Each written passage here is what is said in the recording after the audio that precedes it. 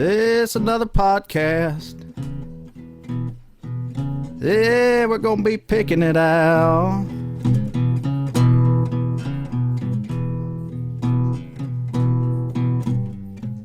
It's just another podcast. We picking it out.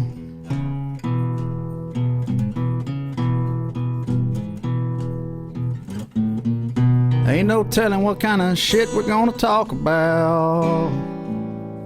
Yeah, 'cause we're just picking it out.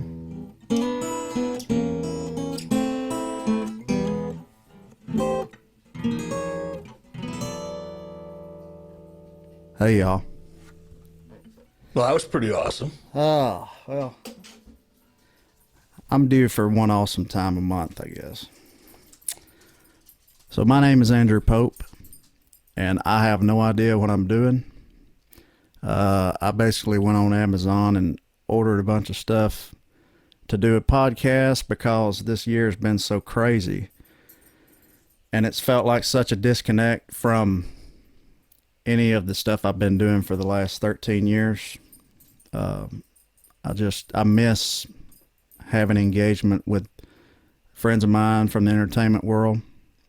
And I feel like there's a big part of me that's been asleep all year because of the music business and how it's been and everything. And so I thought, well, hell, why not? We'll just start a podcast and have a couple of drinks and just talk about whatever.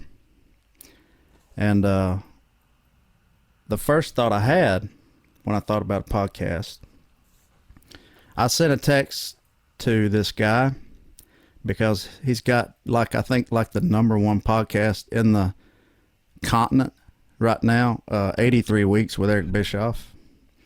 So I thought it'd only be fitting to have Eric, if he would, on the first edition of Pickin It Out.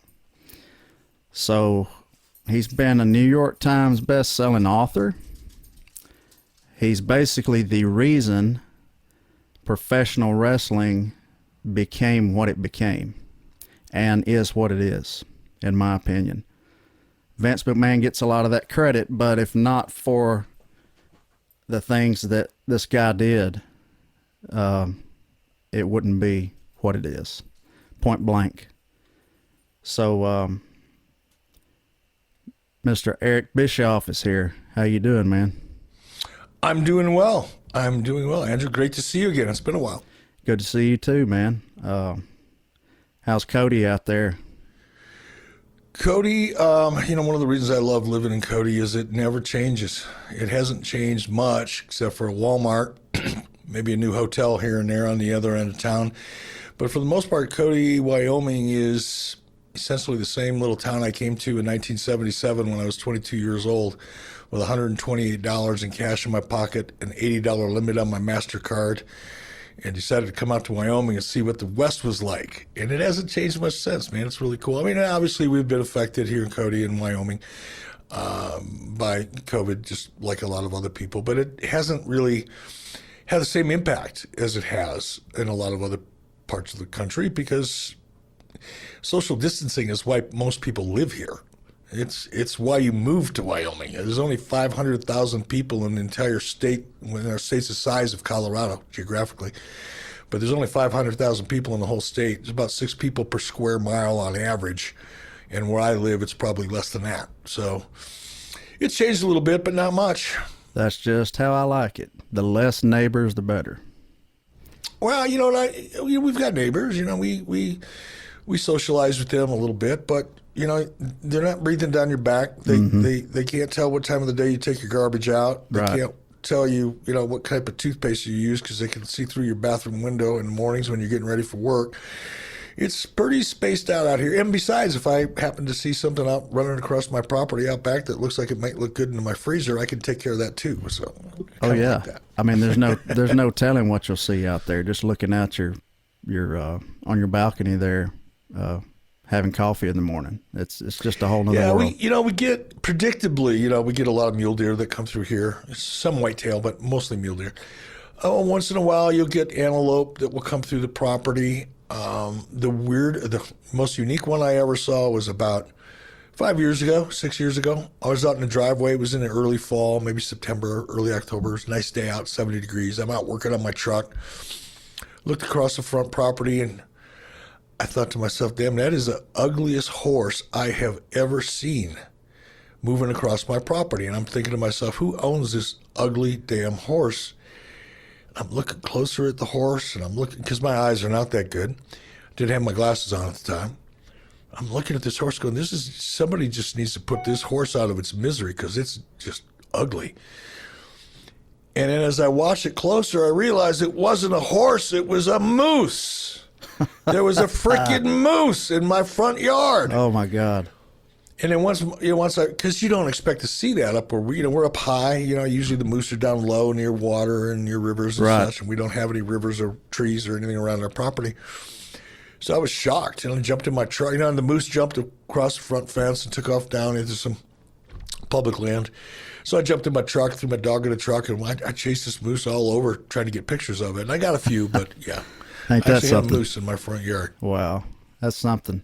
I mean, it's if anybody is out there that's never been out west, it is a whole nother. It's like you're in a whole nother dimension. It's really amazing.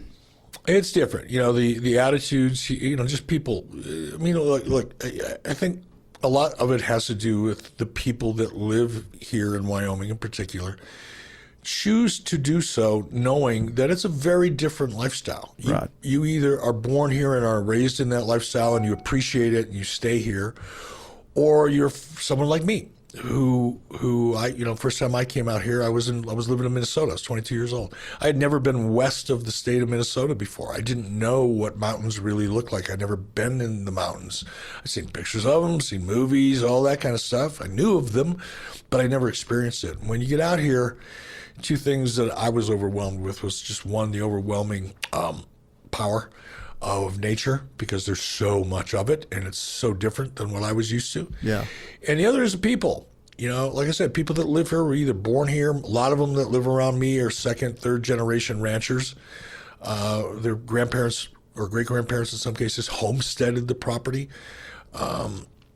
Or you get people that, like me, wanted to live here because of what Wyoming has to offer. Mm-hmm. And as a result of either of those two variables, you get a pretty independent crowd out here. There's not a lot of wokeness in the neighborhood, so to speak. There's not a pressure to feel like you have to belong to anything or any ideology or any. Right. Pretty much just mind your own business. Mm-hmm. Leave me alone, I'll leave you alone. We can be friends. Yeah. That's kind of the understated or undertone way of getting along out here. It's just mind your own business. Kanye West lives 20 miles from me here, 15 miles from me. Kanye West gets along great in town. Mm-hmm. Because Kanye he came here because he wanted to be here and experience what Wyoming is, not bring Los Angeles or New York City to Cody, Wyoming. So, he gets along with everybody. People here have a ton of respect for him. We're excited for him to be here. He's building business here, or businesses. And it's great, but it's because of the attitude that he brought with him, as opposed to, I see, this scares me, Andrew. I don't want to get into politics too much because it just gets me all pissed off and shit. Oh, it's terrible, man. You go north of here, go up into Montana, and it's an entirely different state than Wyoming. No, it didn't used to be. It used to be very much like Wyoming. But so many people from California started buying up big, beautiful homes and big, beautiful ranches, and a lot of movie stars, a lot of musicians, a lot of people, a lot of money started buying up a lot of stuff. And then you've got, the University of Montana, Bozeman is there. So you've got a lot of people that come in from other parts of the country and they bring their politics and all of the things with them, and then they stay. And all of a sudden, Montana is a much more liberal environment than it ever used to be. I don't like going up to Montana just because of that. Not because I disagree necessarily with liberals. On a lot of things, I probably agree with them. I'm socially very liberal, fiscally very conservative. But, it's just different. It's a different vibe. Jackson Hole, Wyoming, another example. You go down to Jackson Hole, Wyoming. It's an area, now it's Wyoming, which is an anomaly here in the state, but the billionaires run the millionaires out of town. Yeah. And all those billionaires are from New York or LA. Right. And if you go into Jacksonville right now or Jackson Hole right now, you might as well be in a suburb of Beverly Hills because that's what it feels like. So, but up here where we're at, it's kind of pristine, if you will, Yeah. compared to Montana or Jackson Hole. Hell, I think we need more of that. Yeah, well, unfortunately, I don't think it's going to happen. I think not. it's really ironic is, and I've lived in Los Angeles. I had a production company in LA and I lived in Santa Monica. And I enjoyed it. Don't get me wrong. I had fun while I was there. But, when people move out of LA because they can't afford it anymore, or they can't stand the taxes anymore, or they can't afford to buy a house anymore, whatever the case is, and they move to places like Arizona. Well, guess what? They bring their politics with them. And then all of a sudden Arizona becomes Los Angeles, and they end up having the same problems in Arizona that they tried to leave. Yeah. And they don't realize it's because they brought their politics with them. Yeah. Yeah. It's always good to have somewhere to just escape to. And, you're just talking about the liberal and the conservative thing. I'm so done with that. I just, I'm independent, I have a lot of, obviously being from Alabama, and I'm pretty conservative, but some of these Republicans have really lost me this time. I just feel like both sides have really went way out in a field somewhere and they're spinning circles or something. It's crazy. I don't know. Well, it's a business. Politics is a business. People don't get into politics because I'm making a general statement here, and I'm sure there are exceptions to this. But in my opinion, you look at people that are in the Senate, for example, who are all millionaires. And most of them weren't millionaires when they got there. Yeah. Some of them were. You look at Congress, most of those people are there because they can make a lot of money while they're there. It's a career move. It's not public service. It's self-service dressed up like public service. Right. Yeah. And I think when government becomes self-service instead of public service, that's when you get the kind of craziness, as my Jewish friends would say, mishigas, which is Yiddish for craziness. It's a scary thing, man. Like you said, I don't like getting into it either, but it's scary what's going on here. How's Miss Lori? Lori's doing great. She's just as chipper and positive and energetic as ever. She's doing great. She made a nice brunch for us today, and now she's got her own podcast, so she's doing. I think she's prepping for a show she's going to do on Monday. Oh, awesome! What's the name of that? Shift Happens. Shift Happens. I love that. Kind of like shit happens, only shift happens. I love that. That's brilliant. Any bulletproof coffee this morning? Yes, indeed. I had some things I had to do this morning early, so I got up and Mrs. B fired up a bulletproof coffee, got me on my way, caffeinated me, got me all jazzed up and almost unlivable, but kind of coming down from that now, so it's all right. You ought to try to find ghee in Alabama. Not easy. Make your own, brother. It's better if you make your own anyway. I don't know how to make it. Oh, it's easy. I thought it was the name of a movie until you told me what it was. No, man, it's easy. You put it in a pan, you get it nice and hot, it starts to boil, and then all the fats come up to the surface, and then you pour it out through a cheesecloth. You pour what's left through a strainer, and then what's left is purified butter, which is ghee. Yeah. And all the nasty crap is taken out of it, and it takes on a completely different flavor and texture, and it's just awesome. It's easy to make. Google it. You'll find it. If you can boil water, you can make ghee. You'll be all right. Back in 2018, I was on a big acoustic tour. Went all over the country. Just drove in my car and my guitar, by myself. And we had lunch there in Cody at what's the name of the place? I forget. Silver Dollar Bar Saloon. Oh yeah, best hamburger in Cody, Wyoming. It was good stuff, man. And you and your lovely wife was kind enough to invite me back to spend the night with y'all, and so I really appreciate that. That meant a lot. It was fun. It was fun. Oddly enough, me and you've never really talked about wrestling that much. I'm kind of the guy. I don't. I'm not an interviewer. I kind of, if I want to know an answer to a question, I'll Google it. because you do these interviews and it gets old talking about the same stuff. But, you've really had a interest in life. And one thing I wanted to know, how did you ever get introduced to country music? Because I know you love it. Wow. When did I start really? Probably in the early 70s, maybe mid-70s is when I really started listening to country on a regular basis. I think it was Waylon Jennings, really.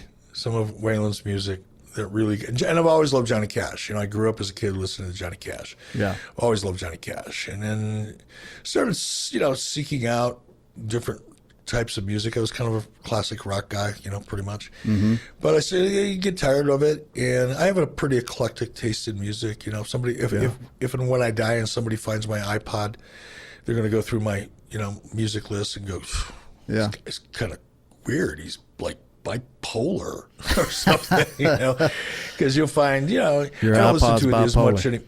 Yeah, it's like I don't listen to it much anymore, but I used to love listening to classical music. Yeah. I used to have my own airplane, and I'd fly across country, and I love flying. I'd be up there by myself, flying, and often when I get up at altitude, if I was on a cross country flight, I kind of just punch in coordinates on my GPS and hit my autopilot, and just sit back and relax. And I would plug in and I would listen to classical music while I was like cruising along at 220 miles an hour at 15,000 feet. It was pretty freaking cool. Yeah, that's interesting. I just dug it. That's like a... Yeah, I started in the mid 70s or so, and my taste in music kind of grew. The more I listened to it, the more I sought out other artists and performers, and country music kind of became one of my favorite forms of music for a long time. That's cool. Waylon just blew it up in the 70s. So it's funny you say him because if I'm not mistaken, I think that him and Jesse and Willie and Tom Paul Glazer had the first platinum record in Nashville with the Outlaws. I don't know if you remember that record or not, but that's the first one. Sure I do. Yeah, Waylon was, he nobody had ever seen anything like him when he came to town. Did your parents or grandparents or anything listen to country music when you grew up in Detroit? My mother did. My father didn't. My father, I don't know what it is about my dad had some weird quirks about him. There are certain things he felt strongly about, and country music was one of them. Yeah. Not in a good way. Yeah. My mother, on the other hand, she grew up as a kid in Southern Illinois before she moved up into Michigan, and I think it was just part of her childhood more than anything. And so my mom would listen to it, and that's probably where I first got exposed to it. But no, I didn't listen to a lot of country music when I was a kid because my parents didn't really. Well, you grew up in Detroit, right? I did. How many fights, or what was your first fight you ever been in? Because I know you haven't been in a lot. It's funny. I've talked about this in the past, and people, when I say it, they don't really believe it. It's like, that can't be true. That's silly. That doesn't really happen. But where I grew up, fighting when you're a kid, fighting was a part of the social structure. It was just as much a part of social structure as recess. Yeah. And often they coincided. But I would typically get in a fight on my way to school. Not every day. Definitely at lunchtime, because somebody wanted my lunch money. That was going to happen. You set your watch to that. And then same thing on the way home. And I was a scrawny kid. I wasn't a good fighter. I wasn't a tough kid. So I was an easy target, especially for the older kids, in my school and in my neighborhood. So I got my ass beat at least twice a day. And it wasn't unusual for it to happen 3 times a day for a number of years. So I lost count a long time ago. Do you remember the first time that you ever was exposed to wrestling, whether it was on TV or went to a match? What was that? Sure. Well, as a kid, growing up in Detroit, and we're talking about the early 60s now, so you got to kind of go back into the time machine and try to imagine what life was like in the 60s, because there was a lot of things that we take for granted today that didn't exist back then. Yeah. And culturally, we were quite a bit different. My father would not let my mother work because that was the thing back. That was that generation. The undertone of that situation would be that my father wasn't good enough or able enough to provide for the family, so his wife had to go work. Yeah. And that wasn't going to happen. Yeah. So my mom didn't work, and we only had one car in our family. So, and my dad always worked on Saturdays. He was a hardworking dude. So on Saturdays, my mom would drive my father to work, drop him off where he worked, and then she would take the car and go do the weekly grocery shopping. Well, that little 4 or 5 hour window every Saturday morning allowed my younger brother and I to run shit. We ran the house, which means we controlled the television, we could have ice cream for breakfast. Yeah. We could do all kinds of, horrific childhood things that we weren't supposed to do and get away with it because mom and dad were both gone. And our kind of thing was, you to get up in the morning and eat a carton of ice cream and whatever it is, and other junk food we ate, some potato chips or whatever, and sit down in front of the television and watch, cartoons early in the morning. And then as the morning progressed, up around, I think it was like 11 o'clock in the morning, that's when wrestling came on, professional wrestling, which at that time in Detroit came out of CKLW, which is in Windsor, Canada, on Channel 9, big time wrestling. So my brother and I, younger brother, he's 4 years younger than I was, we would watch wrestling, and when wrestling was over, we would then reenact all the crazy wrestling stuff that we'd been watching on TV. And of course, because I was 4 years older and bigger and all that, I loved it. I was undefeated. Me and my cousin did that, kind of. We were kind of like brothers growing up, and we did the same thing. I beat up on him pretty good. Yeah, so that was my first real exposure to wrestling. And then when I was probably 13 or 14, my dad got relocated to Pittsburgh. And I moved to Pittsburgh and found out, wait a minute, you mean there's a new world heavyweight champion here in Pittsburgh that I've never heard of? Because this is before cable television. So each little territory, the Midwest had their wrestling territory, and the East Coast had their wrestling territory. And, if you lived in the Midwest, you didn't know about the East Coast. If you lived in the East Coast, you didn't know about the Midwest, right? So I was like, bewildered. Bruno Sammartino was a big deal in Pittsburgh. And of course, as a kid, he was our hero. And I had a friend by the name of Marty Miglaretti, Irish dude.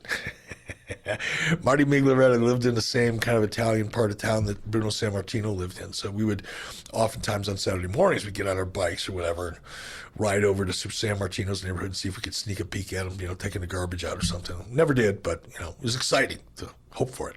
Oh, yeah. I mean, I can't even imagine, Hulk Hogan or Randy Savage living in our neighborhood and even getting the chance to do that. The chance you might actually see them when you're a kid at that age, that'd be talked about for 20 years, kids live for that stuff. You eventually ended up in Minnesota, Minneapolis, right? Uh-huh.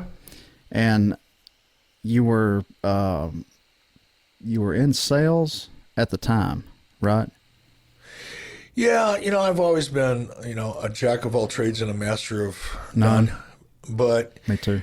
The one thing that I think, the one consistent theme throughout my career, I guess, has been sales. And sales is part of everybody's career, whether they acknowledge it or not. Yeah. We're always selling. You're selling your music. You're selling your vision for music. You may be a musician, but you're also a salesman. You have to be. You have to be. It's part of it.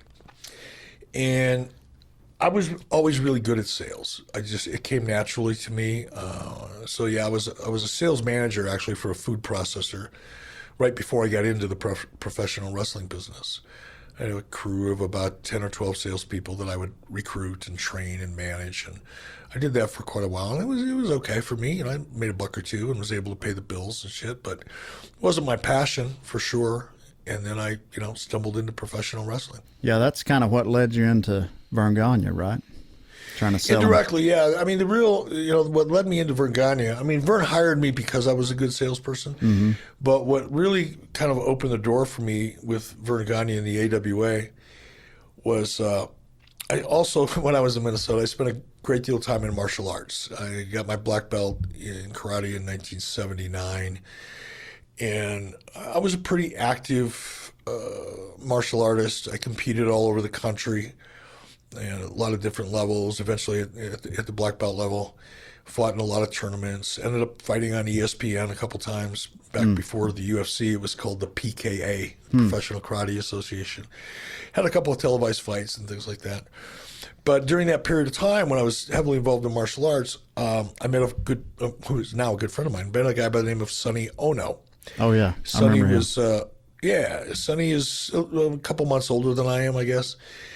But he grew up in Tokyo, and I grew up in Detroit. And one night after a tournament we were both competing in, he and I went out and had a couple dozen or more beers as we were chasing women or whatever we were doing. Surely not. Yeah, that was a big part of it. I don't believe that shit, Eric. I didn't really care at all about martial arts, but the women, Yeah. that was different. That's the root of it. But one night we were sitting down having a couple cocktails, and I asked Sonny, I said, Sonny, what was your life like as a 10-year-old kid growing up in Tokyo? What'd you do? Because he grew up much like I did. I lived in a very lower middle class, lower middle class family or neighborhood. Yeah. And so did Sonny. So we started comparing notes. And Sonny told me that, one of the things that they used to do is run around. And I guess in Japan back then, when you bought bottles of milk, they had like little caps on it, like twist off caps. And people would get those and they'd throw them and be laying on the streets and things like that. And the kids would go around and pick them up and collect them. And then they would throw them at each other like little shuriken stars, those little ninja stars that you see, right? And that's how they played tag, throwing milk bottle caps. And if you got hit, you were out. Last person standing wins. And I used to play a very similar kind of game, only in my neighborhood we used clumps of dirt and sometimes rocks. And we'd have rock fights. And same thing. We weren't trying to hurt each other. It sounds horrible. You're throwing rocks at each other for fun.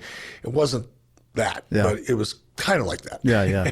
Every once in a while, you'd catch one in the forehead and have to go visit the local hospital. But for the most part, it was a relatively safe game. So we're comparing notes on this, and then by the time the evening ended, we had sketched out this idea for a game called Ninja Star Wars. And you would order it, and it'd come in a box, and you get two felt-type vests that would come over you, and there was a little Ninja Warrior silk screen on the front. And then this was back in the Karate Kid days, so we had this little headband that you tie it around your head, and there was a real thin piece of plastic that was eye protection. And there were 6 red stars and 6 whites, or 3 red stars and 3 white stars. And these stars were Velcro, and they were weighted down like with a 2-penny washer in the middle, and it was all soft material around it. And you could throw them across the room, and if you hit somebody's in the vest, then it's stuck, and the first person to get tagged 3 times was out. Simple game. So we decided we were going to become multimillionaires with this idea. And we took every nickel we could beg, borrow, or steal. And we did all of the above. If you count bouncing checks as stealing, which I did. It is. At the time. Yeah, it is. Still do. Yeah. But we did it, and we ordered, because you can't order like 100 games. When you have something manufactured like that, you got to do it in bulk, right? Yeah. So we had to order 5,000 of these games. And we imported them from Korea, where they were manufactured. So we're just chomping at the bit. We can't wait till we get these games. We're going to become millionaires. Blah, blah, blah, blah. So finally the day comes when the games all arrive. And then we went, okay, now, how are we going to sell these things? It's a really cool game, but we hadn't really thought about how we were going to sell them, how we were going to market them, where we were going to get the money to market them. Yeah. None of that ever really kind of crossed our to-do list on any given day. So then we had to improv, and we did. We'd go to shopping malls, and we'd get permission from a store owner, like a game store owner, and say, look, I know you're not going to carry our game, but, can we just demonstrate it? And if anybody wants to buy it, we'd bring like 100 games with us and stack them up in the front of the store. And if people wanted to buy them, they buy them from the store and we'd get a piece of the action. So we did that for a while. That worked pretty cool. And then one day we were getting our asses kicked financially because we just had all these games, and they're in our garage or under our beds or in our attic, in our neighbor's basement. I mean, we had games stashed all over. There's probably still games stashed all over South Minneapolis somewhere. So I thought, you know what? I used to wrestle in high school and in college, and Vern Gagne was a really active supporter of amateur wrestling. Mm-hmm. So I thought, what if I called Vern Gagne and introduced myself? And by the way, I wrestled in the same kind of school district that Vern was very active in when he was supporting amateur wrestling. So I had actually met Vern a couple times at high school wrestling events and things like that. So I said, I'm just going to play this amateur wrestling card and see if I can make it work for me. So I called the AWA offices and introduced myself to the receptionist and said, hey, I used to wrestle at Minnetonka Senior High School, Minneapolis. And I met Vern a couple times. I was wondering if I could possibly get a meeting with him. And about an hour later, I got a call back saying, sure, Vern would love to meet you. Come on in. I went, wow. Holy shit, this is great. No, I'm 30. This is 1987, so I'm 32 years old at the time. So I wasn't a kid. It wasn't like I was 16 getting to meet a hero. I was like, wow, 30. But it's still a big damn deal to me. Oh, yeah. So I go there, and there's like 8 or 10 people all sitting around this big conference table, big, long conference table. And I got up, I put on my felt vest, and I put one on somebody else and started throwing stars at each other and chasing each other around the table, and everybody was laughing and having a good time, and ended up making a deal with Vern Gagne where if we advertised our game on his wrestling show, and at the time his show was on Monday through Friday on ESPN from 3 to 4. So it was kind of a good deal for me. Mm-hmm. But I said, I'll supply the game. I'll shoot the TV commercial, which I had no idea how to do, by the way. I'd never shot a TV commercial in my life, so I was just winging it, right? I said, I'll shoot the TV commercial. I've already got the games. We'll sell them, and we'll split the profit 50-50. Great. So we entered into that agreement, and we did okay. We sold a few games, but what Vern saw in me, I think, was a hustler, or a good salesperson. It's kind of the same thing. Yeah. And he offered to, he hired me to handle his syndication for his television show, which is a sales job. It's taking a television show and selling it into a local television market. Yeah. And I learned all about television syndication as a result of that. But it's still just sales. It's just no different than selling food or cars or real estate or any sales is sales. Yeah, that's so true. It worked out pretty well for me. And then it just kind of grew on from there. Do you remember how what was his attitude when you got the meeting with him? Was he kind of like, you're, not important enough, or did he remember who you were? The opposite of that. No, the opposite of that. Vern was Vern was a complex guy, like all of us are. None of us kind of fit easily into any one mold, and Vern was much the same way. But I think because of the amateur wrestling thing, and Vern was generally, he was a people person. He could be tough. Yeah. He could be tough to do business with. It's, I guess, the nature of being a wrestling promoter or having been a wrestler before you became a wrestling promoter. It is it's no different than the music business or any other form of entertainment. It's a ruthless, carnivorous business. Everybody's trying to eat everybody else's lunch. It's just the way it is. And you can become a little cynical as a result of that. But despite that, Vern was he was laughing his ass off. He was just having a ball with it. He had so much fun with it. He hired me. So his attitude was, it was grateful that he was as engaging and open as he was. And after he hired you, that's where you started really learning about production and all the things that you seem to really have a passion for, that would carry out throughout your whole life. Yeah, it was interesting because as a kid growing up in the 60s, television was still kind of new. Yeah. And in the 60s, television was the center of most families' universes, meaning one day I got home from work and kids were home from school, Mom, we had dinner prepared.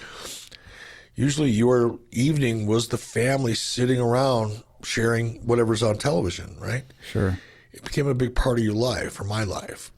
And as I got older, television was still very much, as it is today, it's still an important part of our lives. But I was always fascinated with how things work. Mm-hmm. Me too. And I'm looking at television, I'm thinking, we spend so much time in front of this thing and it influences us so much. But I had no idea how it worked. Like, how do you take an idea and get it from inside of your skull and go through whatever process exists so that somebody can sit there and watch it on television? And by the way, how does the picture get into the television? How does that happen? Yeah. And I don't like not knowing shit, I don't either, man. When I started working for Vern, even though my job was sales, which is really a back office job, you're not anywhere near the production of anything. Yeah. You're just selling. But because it was a small company and Vern was an open guy, I had an opportunity to sit and watch post-production. I watched how a show was edited. I watched how tapes were dubbed. Back then he was using a 1-inch machine, which probably don't even exist anymore. But, I was excited to learn how to thread a tape in a 1-inch machine when I was 33 or 34 years old. To me, that was like, holy shit, I know how to do this. Yeah. This is great. I was learning, and I tell people that and they look at me and say, wow, that's kind of interesting. But I say, okay, this will help you understand. Do you have a microwave? And if they say, sure. I said, that doesn't surprise me because almost everybody, majority of people have a microwave in their home or their camper or their pickup truck or whatever. Microwaves are everywhere. Yeah. How does it work? Crickets. They don't know how it works. You ask the average person who has a microwave and have probably had one for most of their lives, and you say, how does it work? I don't know. Yeah.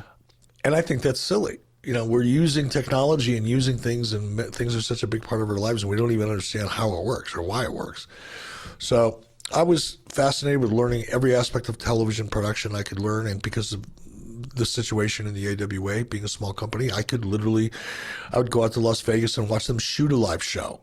And then bring that raw footage back and then be a part of the edit process and watch it all come together and then distribute it out to the television stations and voila, ending up in your home. So I love that. It was fun. There's a lot of similarities in songwriting, except for sometimes in songwriting, you wonder where the idea even came from. I think God just kind of puts it here and just it's up to you to reach up and grab it or not notice it. But from getting in here out to on paper to with a melody, the whole vision, it's like a visionary thing. The whole thing, for me, it is. And it's kind of the same. Well, it's, one of the reasons I was looking forward to doing this with you, and I don't think we talked about this. If we did, I was drinking or you were, and I don't remember it. But well, I'll tell you here in a minute. Go ahead. All right. But one of the things, and we have a family friend who is, she's one of the background singers on The Voice. Mm-hmm. She also is one of Blake Shelton's background singers. She tours with Blake Shelton.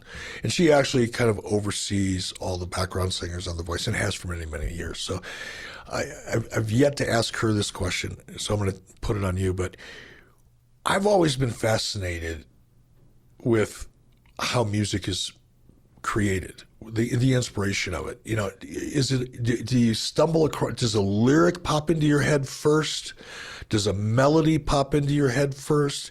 Does a story pop into your head that you put music to? Is that how it comes together? And I'm sure it's different for everybody, and maybe it's a combination of all of the above, but I've always been fascinated with what is the ideation? What is the first spark of creativity that inspires a song? I have no idea what it is. Great. Because I'm excited to hear that, because that means it's out there in the universe and it's up to you to find it. I think it comes from some other universe. I think it's like, because how do you explain this? I've been dead asleep in the middle of the night, and maybe I get up and I have to go to the bathroom, but I have a song idea. So I jot it down. and that's all you jot down for a minute. And then there's other times I'm driving through my little small hometown, and I get a melody in my head, and the phrasing and everything's there.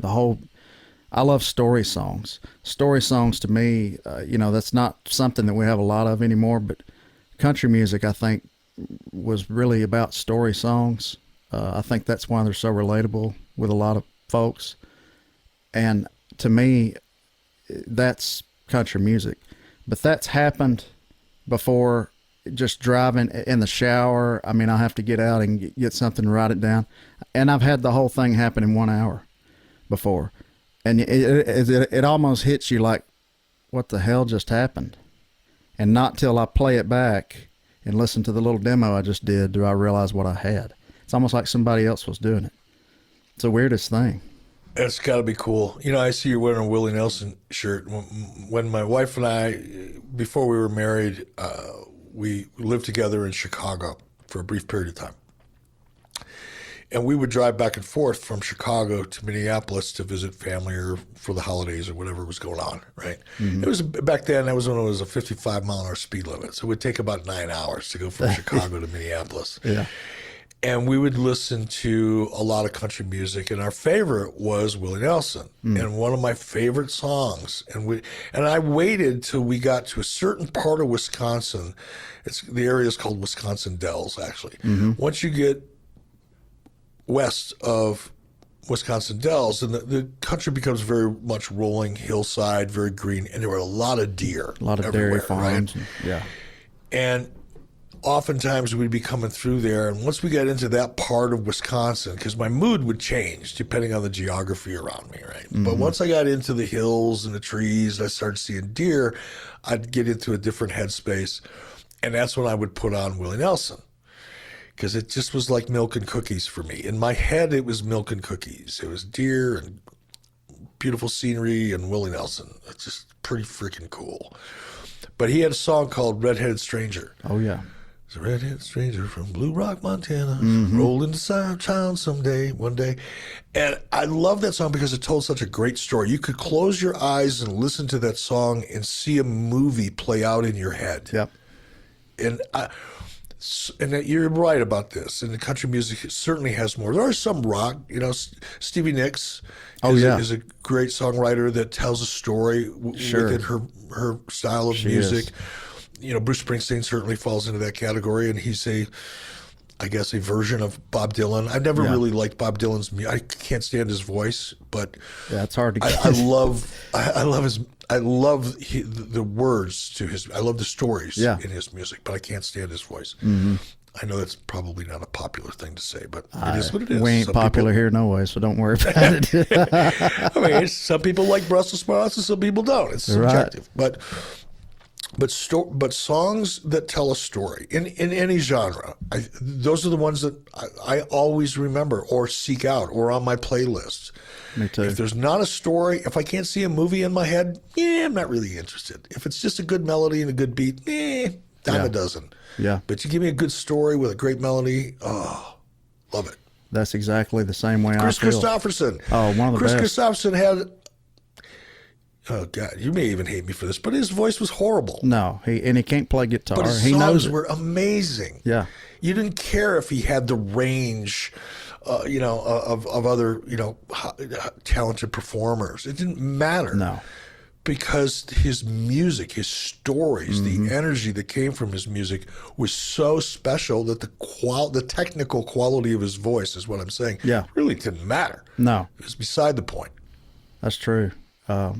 He's one of the best songwriters ever, in my opinion. Oh, good actor too. High point of my live music experience took place in 1991, I believe. Nassau.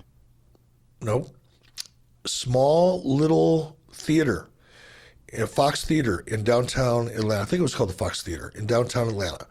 It was used for small concerts and acoustic events and things like that. Yeah, Skinner did their last live album there, I think, before the plane crash. I saw the Highwaymen there. Oh, yeah. That was something. Chris Christopherson, Waylon Jennings, Johnny Cash, Willie Nelson.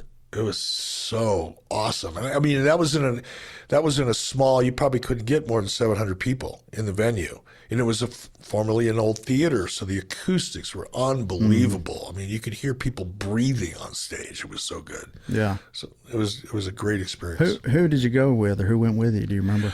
Nobody. I went by myself. Really? My wife and I were living in Minnesota. We still lived in Minneapolis at the time. I was working for WCW and Turner Broadcasting, but they would fly me in, like on Sunday nights. They would fly me from Minneapolis into Atlanta. I would stay at the Omni Hotel downtown Atlanta, and because that's where WCW offices were. And I would work for 2 or 3 days, 2 days usually. Monday and Tuesday I would work, and then Tuesday night I'd fly home. Wow. We didn't live there yet. So it was on one of those Monday or Tuesday nights when I was in Atlanta by myself and just got a ticket and went all alone. And you get hired by them. That's kind of a big difference from what happened at the end of the AWA there. You couldn't even hardly. I mean, Vern just had such a hard time financially and just went under. Now they're flying in. Well, Vern was a stubborn guy. He didn't like to change the way he was doing business, and I don't think Vern realized that the business was changing around him. Certainly Vince McMahon was changing the business in a big way, and Vern, I think, buying up all the territories like his. Yeah, eating them up. And then they give you shit. Yeah. That kills me every time. You think Vince wouldn't have done the same damn thing? I mean, I hate when people. Well, he did do it. He actually did. He was actually more aggressive than I was, but it doesn't matter. Yeah. I think it's funny though. The announcer or the host of the AWA got drunk and got a DUI or something, and then you had a suit and tie and you got the job. I was back. Now we're going back to my early days in AWA when I was a salesman. Yeah.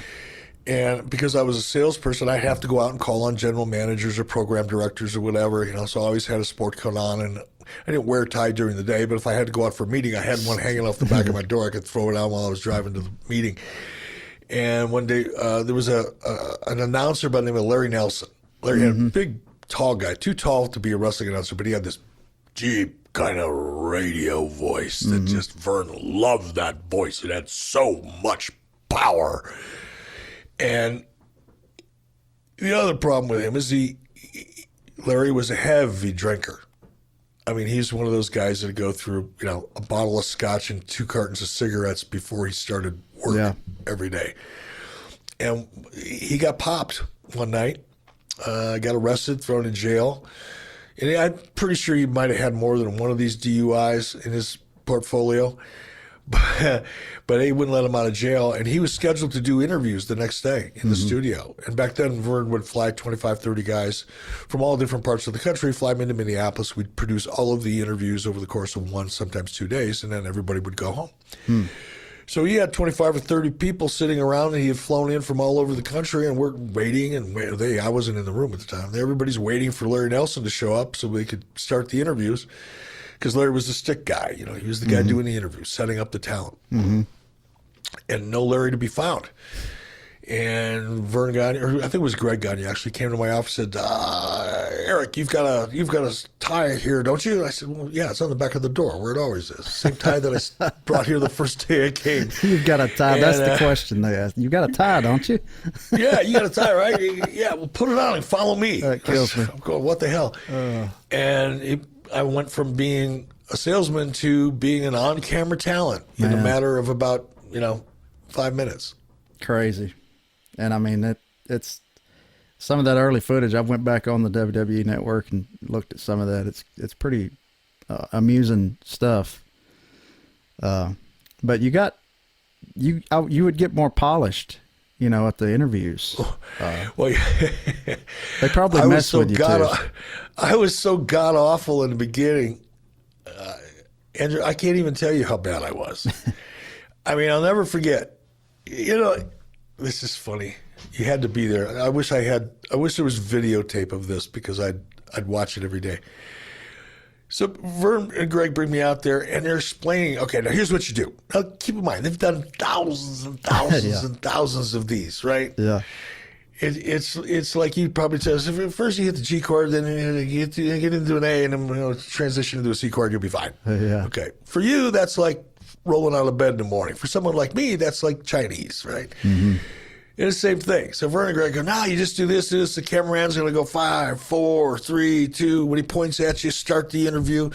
And then he's going to go like this. That means you've got 30 seconds. And then after you see this, which means 30 seconds, then he's going to shake his hand. That means you got 15 seconds. And then you're going to get 10. And then he's going to count you down. You got to just wrap this thing up. By the time he gets down to 1, make sure you're out. To them, it was like, taking a walk on the beach. Yeah. I had never done it before. And all this information's coming at me. At one time. And to make it worse, I've got 25 or 30 wrestlers all standing around looking at me going, oh, this is going to be awesome. So my very first interview was Larry Zbyszko. Oh, right? my God. Now, Larry and I were friends. We had kind of developed a little bit of a relationship. So Larry was going to try to take it easy on me. And the reason that Larry was my first one is because everybody thought he'd be the easiest for me to do because I was already friendly with him. Right. A lot of the other guys I didn't even really know. I knew who they were, but I had never really had a conversation with them. So Larry comes up. They dump all the information on me. Okay, you got 1 minute. And you're going to set up the match. You're going to ask Larry who his opponent is, or you're going to ask Larry about his opponent. He's going to tell you his story. He's going to leave you about 20 seconds at the end.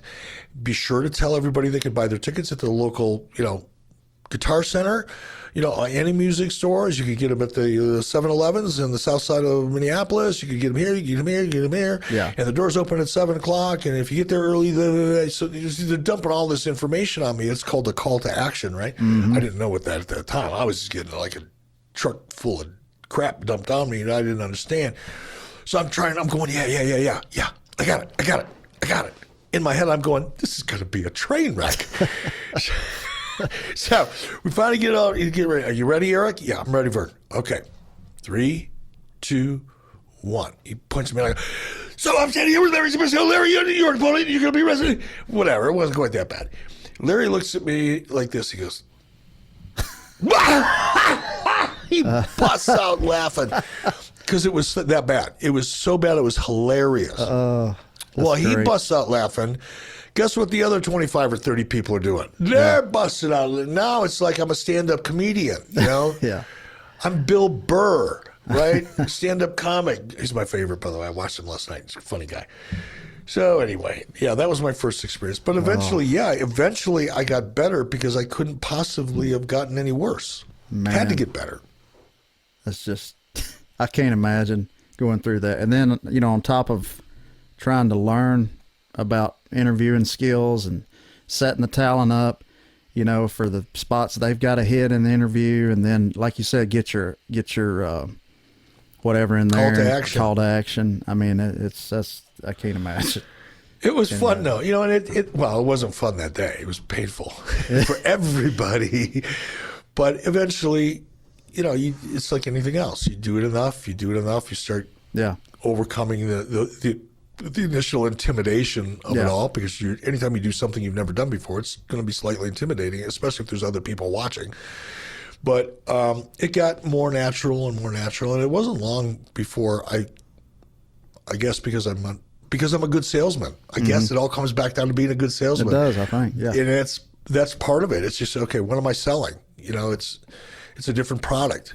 Instead of selling food, or managing a team of people that are selling food. Yeah. I'm selling an event, and I'm selling a match, and I'm selling information about where people can enjoy that product. And once I overcame the initial fear of doing something so different until I realized it's really not that different. Yeah. It's a 1-minute sales pitch instead of a 4-minute sales pitch. Right. It's still a sales pitch. It still is. And that's probably why you caught on as quick as you did. Because I think you're a good salesman on anything, because you have to sell yourself to people, kind of like the wrestlers have said. A lot of the wrestlers have talked about selling their gimmick and all that. And it's the music business and the entertainment world in general.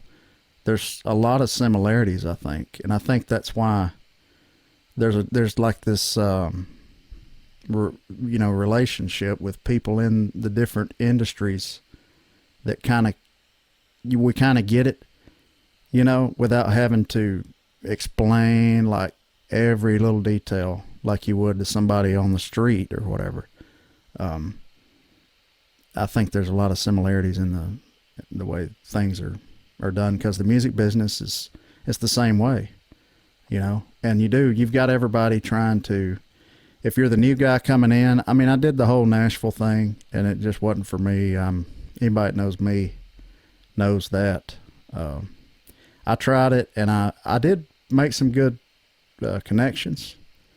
I wrote some good songs with some good songwriters, but it just, if the chemistry was not there, I was not interested. I just felt like it was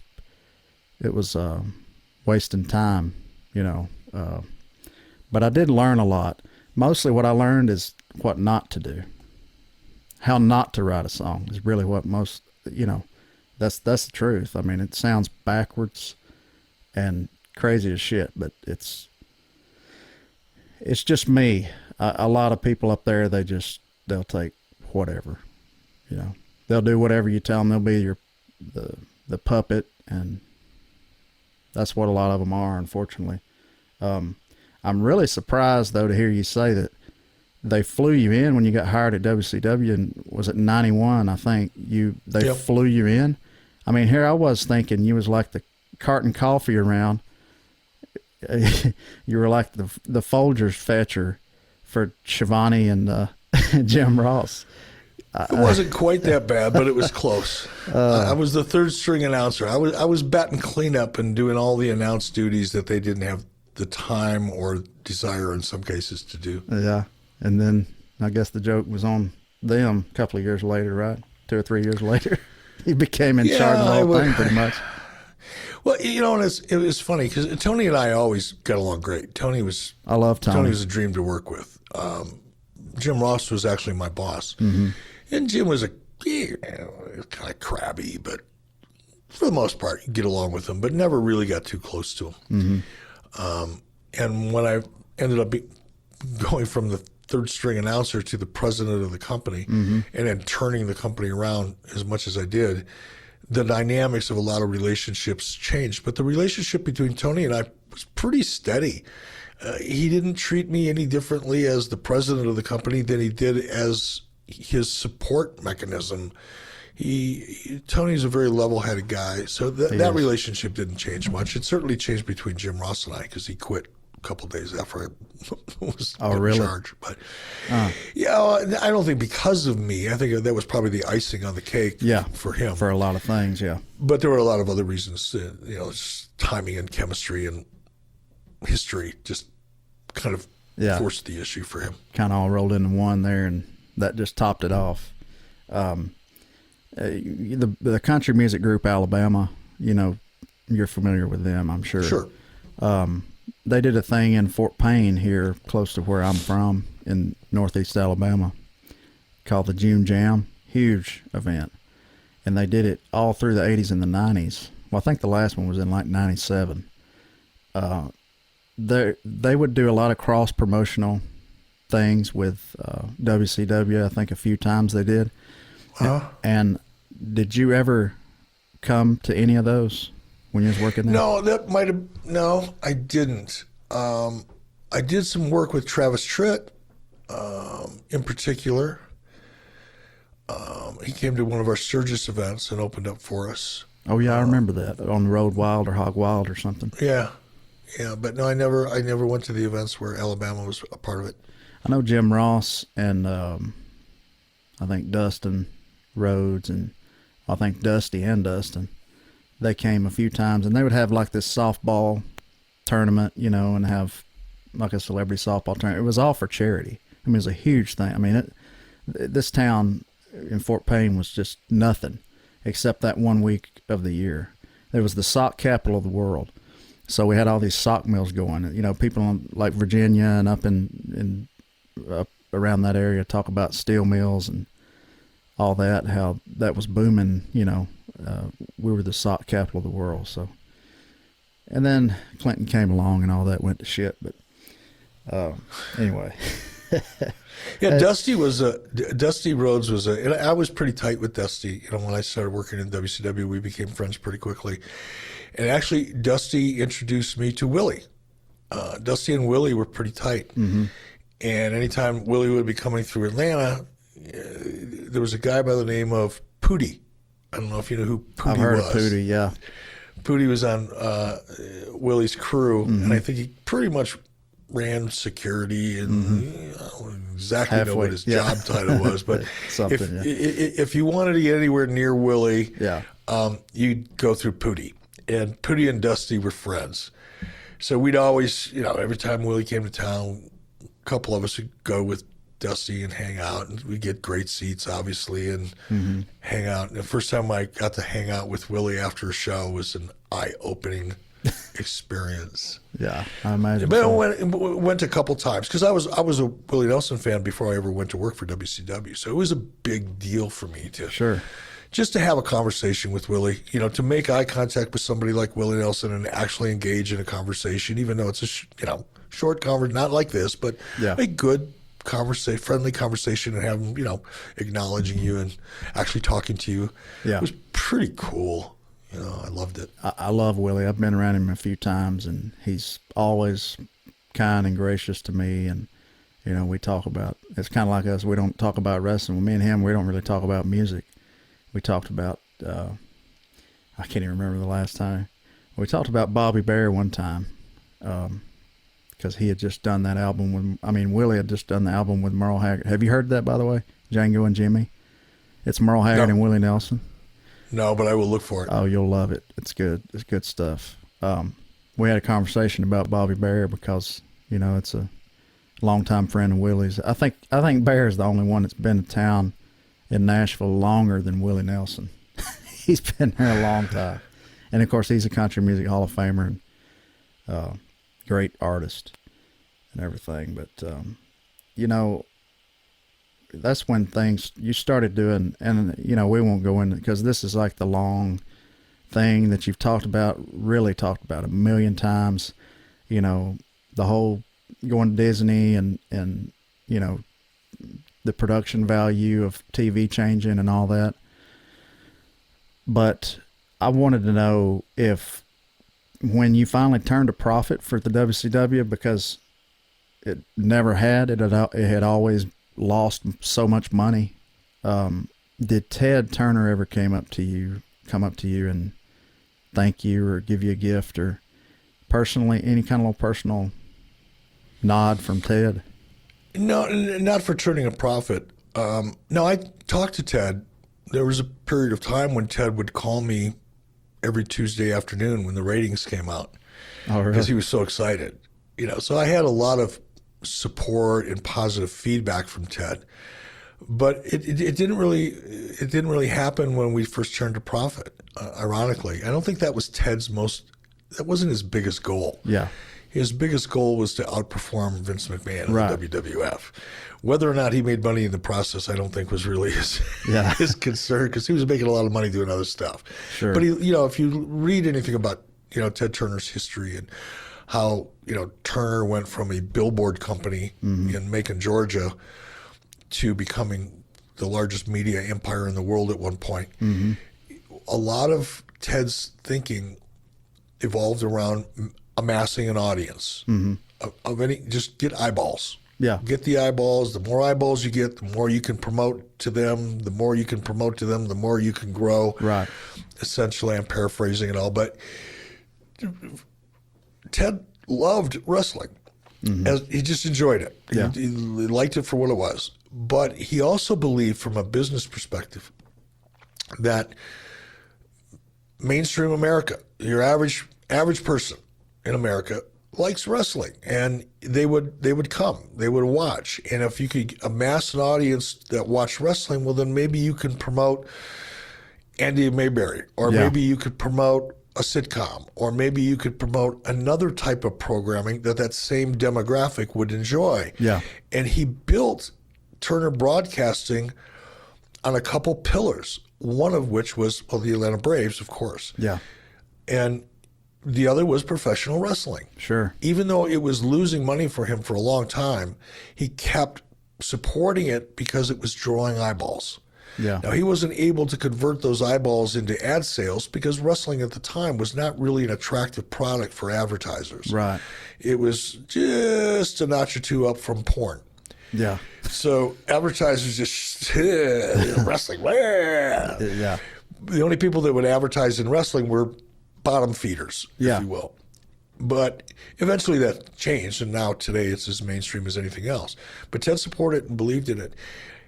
He was very supportive when we started winning the ratings. He would call me every Tuesday and, congratulate me and tell me how excited he was and proud he was of WCW and all that. But that was about it. I miss Ted. I was just up in Bozeman 2 weeks ago. Spent the night up there. Got stuck up there in a snowstorm, by the way. Oh, man. And spent the night up there. And Ted has Ted Turner's Montana Grill. Yeah. He has them all over the country. Yeah, there's one in Nashville, too. Yeah, I've been there. And I went into his, up in Bozeman is right across the street from the hotel I was staying at. So I went in there and I talked to the bartender. Ted has a big, beautiful ranch up just outside of Bozeman. And I was talking to the bartender because I haven't seen or heard of Ted now in several years. He has dementia, and the people around him are doing a great job of, making sure he's not in the public eye when he shouldn't be. Right.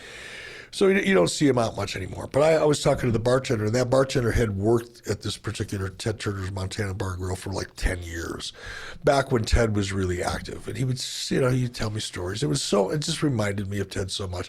Ted would come in the middle of a dinner rush, and he'd sit down and have dinner with people, that were in there having dinner, guests, and just sit down and talk about baseball or talk about hunting or fishing or whatever. Ted loved to hunt and fish. Yeah.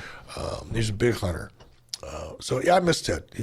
He was an inspiration in a lot. It still is in a lot of ways. Yeah, he seems like success never changed him. You get those few guys, very few guys that just kind of the same the whole way through.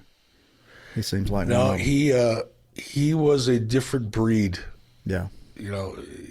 I don't know that he could survive in today's world because it's just such a phony political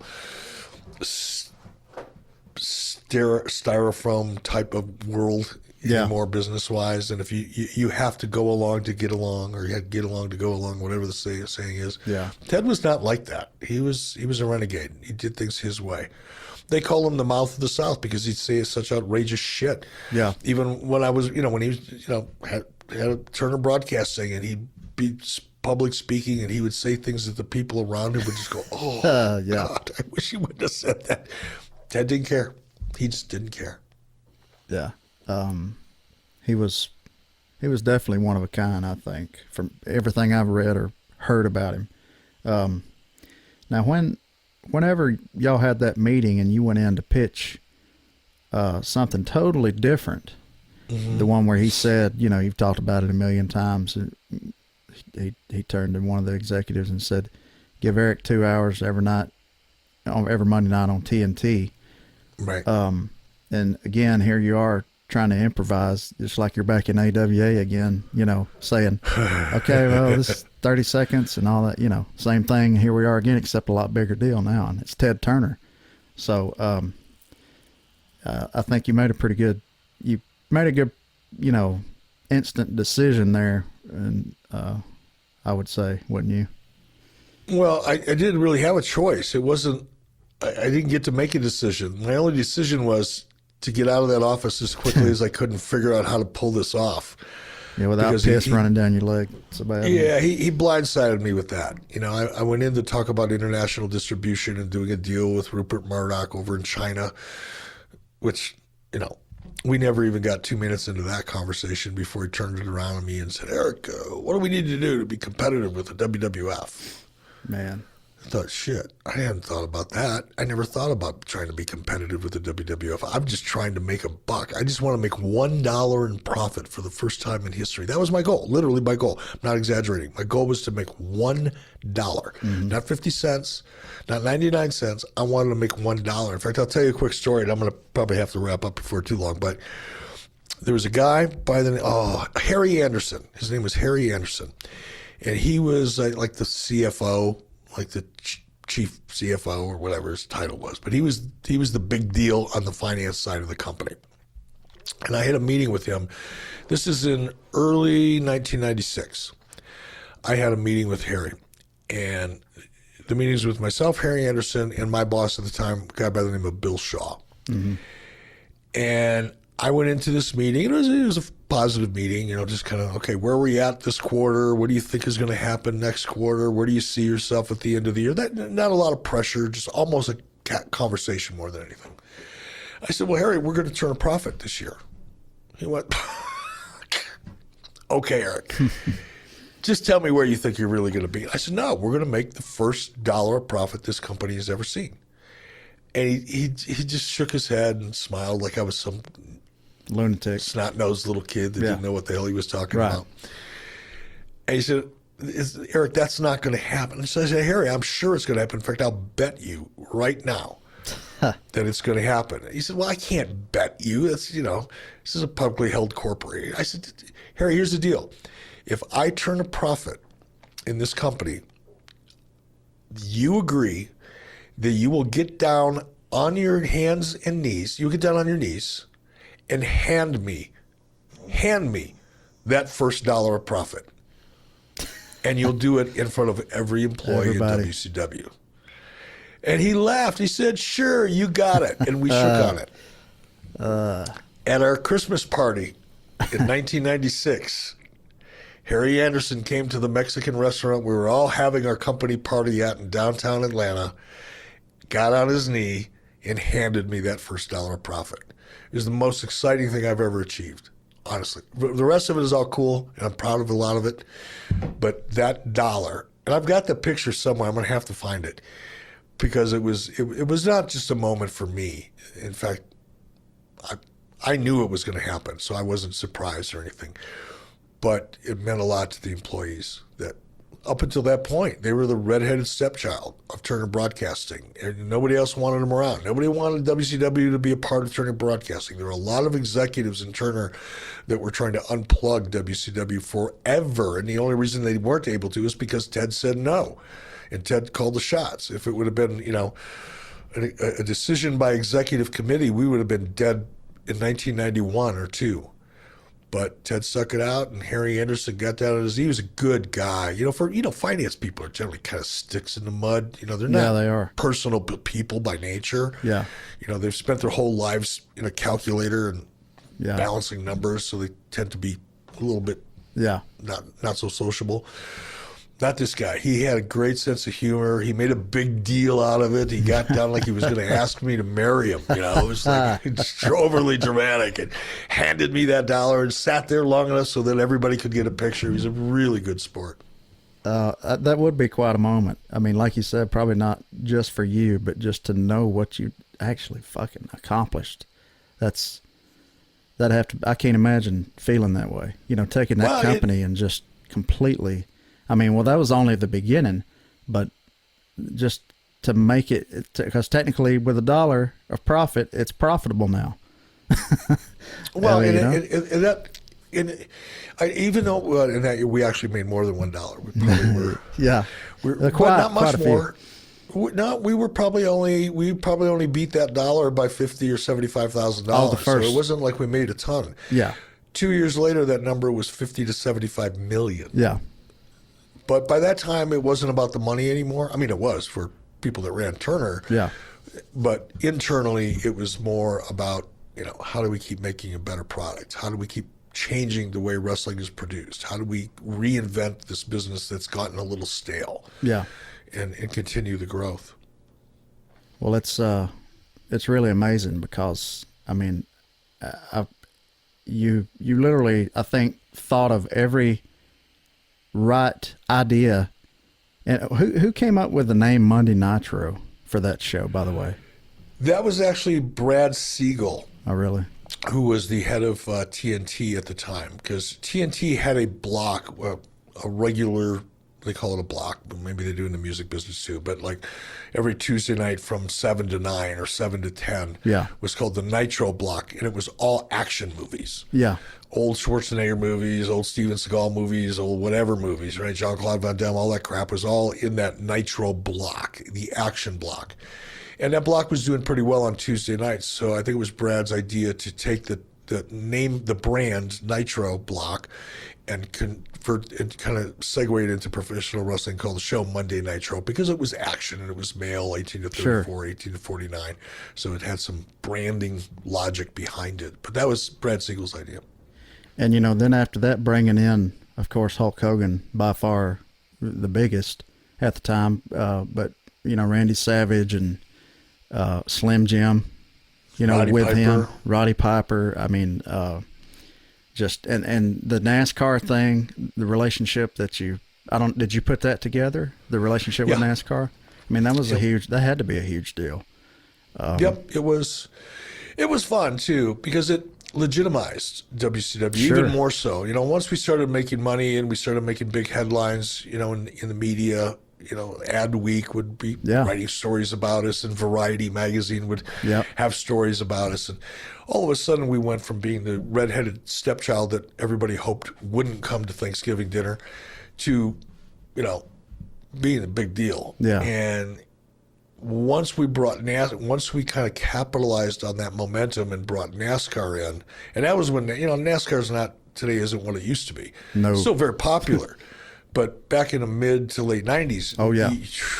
you couldn't walk into a restaurant or a bar on any given weekend at any time during the day and not see some version of NASCAR on television in the sports bar. I mean, Yeah. just recaps, previews, Yeah. whatever, dirt track races, it didn't matter. You're going to watch a race, some form of NASCAR is going to be on television. Yeah. And when we were able to bring a team in, and it was a Busch team, it wasn't a NASCAR team, but when we were able to bring in a Busch team and get a lot of press and legitimacy. Richard Petty came on, and all of a sudden people within Turner, now, even if they thought making money was a fluke, now all of a sudden we're legitimate. Yeah. And the advertisers, I'm sure, were a lot more interested at that time, too. Especially, and it just added to the credibility of the brand is what it did. I watched the Last Dance, the ESPN documentary on Netflix. The whole Dennis Rodman thing, I mean, it's just insane. I mean, people that don't know, just go watch that documentary. I mean, it's anybody that's not seen it. Was you ever worried about like any legal issues or something with him because he's missing practice and going around getting his ass thrown around in the ring? Just hitting the mat wrong could have. No, I wasn't. First of all, Dennis, I really, really like Dennis Rodman. Dennis is a good friend of mine. He's bizarre. I don't want to say bizarre because that's the wrong way to carry it. He is unique. He's a very unique individual. But I will tell you this: if you ever had a chance to sit down and talk to Dennis Rodman, and it's hard because Dennis, people when I say this, people it doesn't square peg round hole. They can't figure it out. Dennis is a very, very shy person. I've heard that. He's an introvert. Yeah. He's very uncomfortable around people he doesn't know. Mm-hmm. Not because he doesn't like people, but he's got his own issues. Yeah. He's got his own insecurities as a human being. We all do. We all one do, way, shape, yeah. or form. So Dennis is naturally a very shy person. I think he, the crazy, flamboyant Dennis that the media saw was his way of kind of hiding the real Dennis Rodman. Right. But when you sit down, if you ever had a chance to sit down and talk to Dennis, and when you get past that first 20 minutes or half hour of kind of uncomfortableness, just because it's awkward. Yeah, awkward's the right word. And once he opens up, he is one of the more intelligent people I've ever had conversations with. Intelligent in terms of human nature and insight and instinct and intuition. He's a very down-to-earth guy. He grew up in Texas in a tough environment, not an inner city environment necessarily, but in a tough environment, depressed economically. He's had a lot of things he's had to get through in his life that most people probably couldn't have. Mm-hmm. And he's come out of it, believe it or not, pretty much okay. Flaws and things and nicks and banged up here and there, but he's a good human. He's a very good human being. The problem with Dennis, I think, not with Dennis, but people like Dennis, he's generous to a fault. he's trusting to a fault. Yeah. And I think those are good qualities, by the way. I try to be as generous as I can be, and I try to trust as much as I can. I'm a little more cynical than I care to be, just because I've been around the block in the entertainment business a few too many times. But Dennis he's so generous and so trusting, and people have taken advantage of him as a result of that. Yeah. Dennis could have probably retired a multimillionaire 6 or 8 times over with the amount of money that he's left on bar tabs that, people have run up for him, Yeah. But he's a good human being and a talented one. But no, I was never worried about him at all. Super athlete. He's tough to manage. He doesn't like to practice. Yeah. Doesn't like to prepare too much. But man, once that red light goes on, oh my God, he's like he's got like a photographic memory. You show him a move or a sequence of moves, even more complex.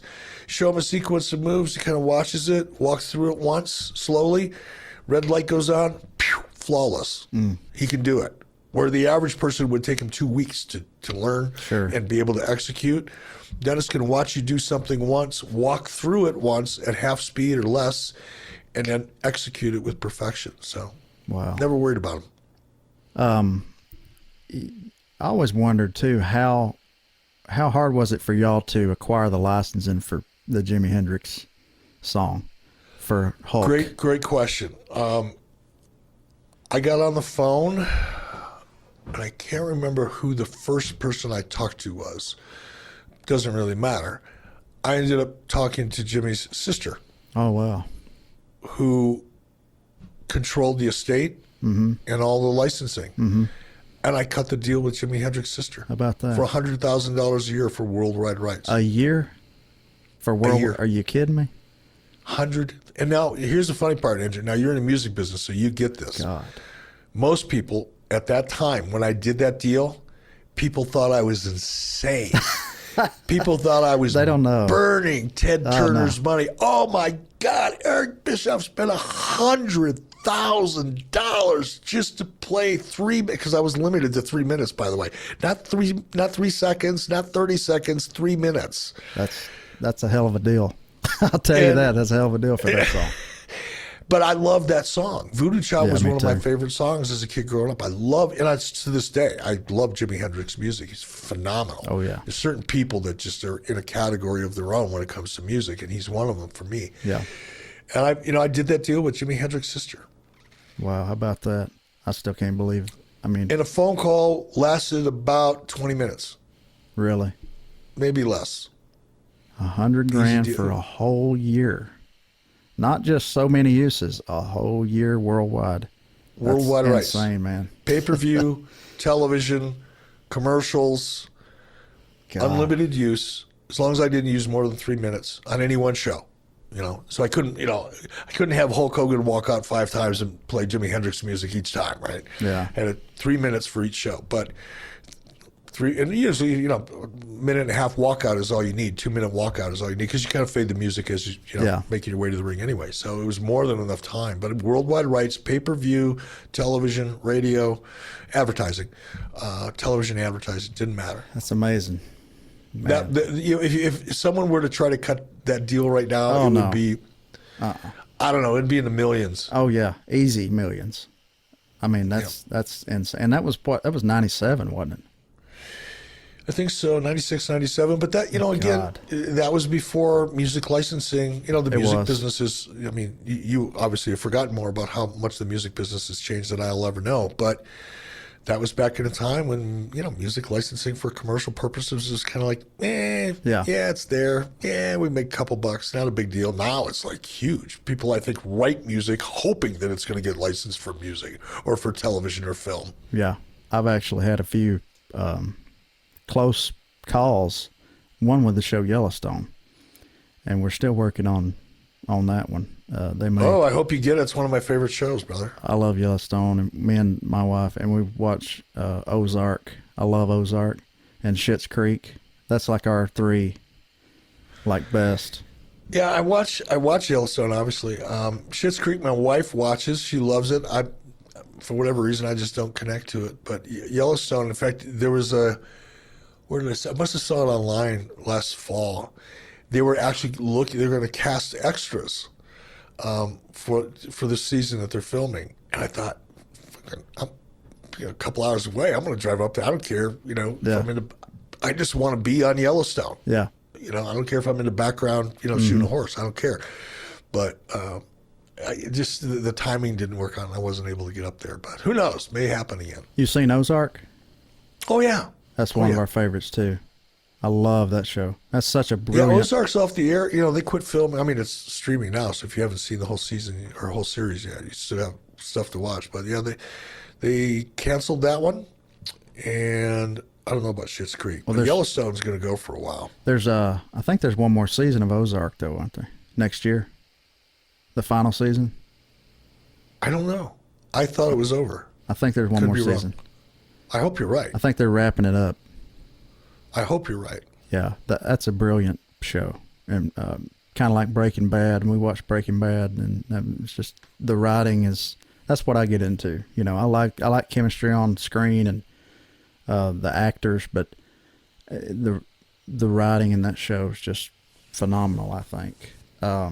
Writing a movie is a little bit. That's another. It's like I ask you. What's the catalyst? What's the process for writing a song? And I have the same questions about writing a movie. Now I understand the creative process for a movie a little bit more than I do for music, because writing for television is not much different in some ways than writing for a movie. Yeah. Right?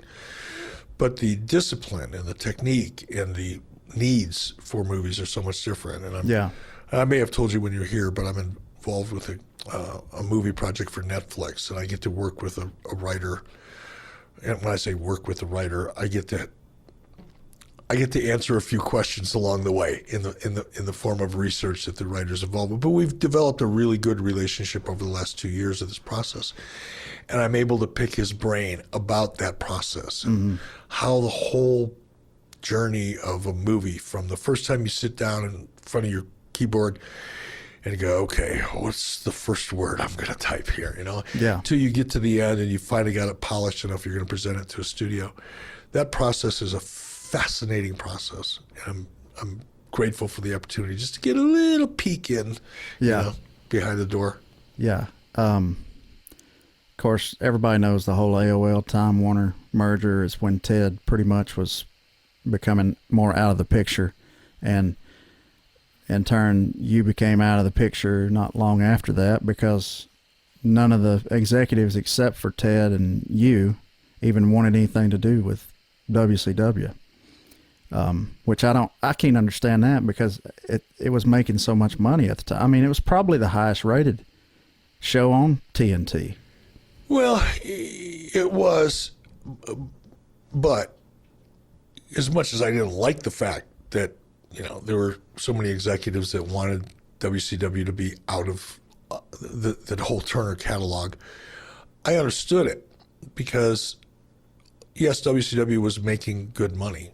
Great money, I guess, but not as much money as, for example, a movie would make in prime time, or a regular series would make, because wrestling still, even in 96, 97, 98, when we were profitable, advertisers still hadn't really warmed up to wrestling yet. So although you could sell advertising for wrestling, you were selling it at a very opportunistic rate, meaning cheap.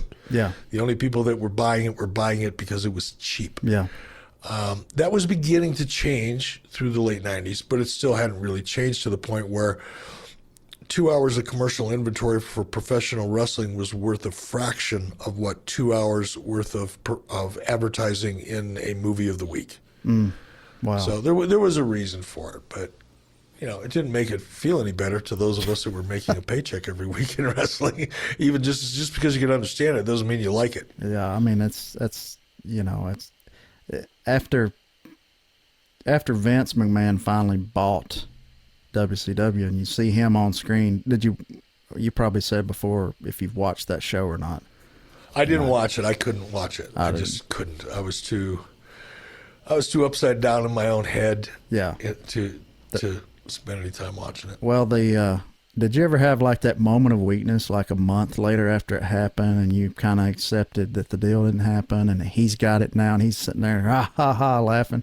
Did you ever have that moment of weakness where you just wanted to drive to Stanford and like kick his door in and you son of a bitch. No, I didn't blame it. I didn't blame Vince. Vince was doing the same thing that I would have done if I'd have been in his shoes. Sure. It wasn't anything personal between Vince and I, and even in my own head. At that point, I didn't really know Vince McMahon. Yeah. Met him once, but no, I wasn't angry at WWF. Yeah. I was angry at. There were some people in Turner Broadcasting I wouldn't mind taking a swing at the time, but yeah.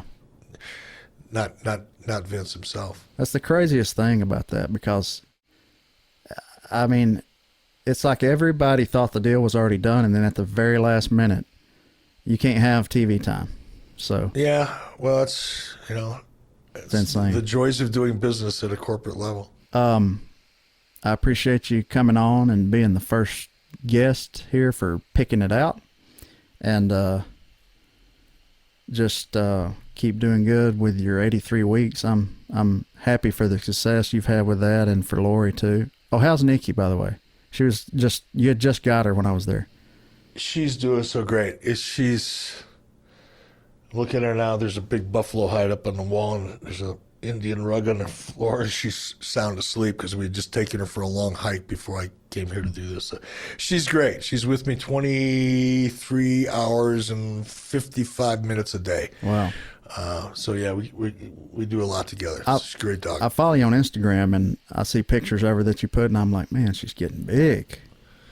She's getting big. She's a little chunky. I mean, she's stocky. She's she's not fat, but she's a stocky.